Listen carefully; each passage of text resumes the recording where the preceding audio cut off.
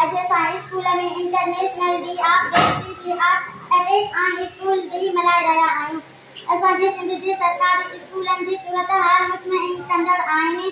सिंध जे तक़रीबन 19,000 सरकारी स्कूल आहिनि, पर उन्हनि मां सिर्फ़ 36,000 स्कूल खुलियल आहिनि। बाक़ी 13,000 स्कूल बंदि थियल आहिनि। 5,000 स्कूल बिना इमारतुनि जे आहिनि। 26,000 स्कूल में पीअण जो साफ़ पाणी न आहे। 20,000 स्कूल में वॉशरूम न आहे। 21,000 स्कूलनि खे ॿाहिरीं भित न आहे। 31,000 स्कूल में बिजली न आहे।